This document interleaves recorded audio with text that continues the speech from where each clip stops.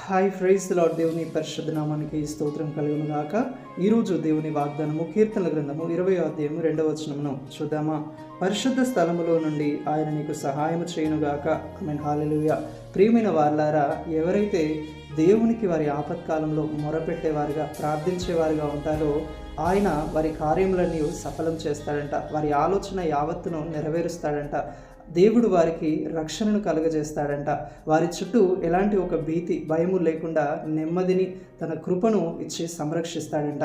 ఈరోజు నువ్వు ఏ భయంలో ఉన్నా, ఏ బాధలో ఉన్నా, దేవునికి నువ్వు మొరపెట్టగలిగితే ఆయన పరిశుద్ధ స్థలములో నుండి దేవుడు తన పరిశుద్ధమైన హస్తమును చాపి అపరిమితమైన సహాయాన్ని, సన్నిధిని, రక్షణను కలుగజేసి నీ ఆలోచన యావత్తును నెరవేర్చి ఏ ఆపదలోనైనా సరే నిన్ను రక్షించి ఆయన కార్యములను, ఉపకారములను బట్టి నువ్వు ఆయనను మహిమపరిచి ఘనపరిచే జయోత్సవముతో దేవుడు నిన్ను నింపబోతున్నాడు.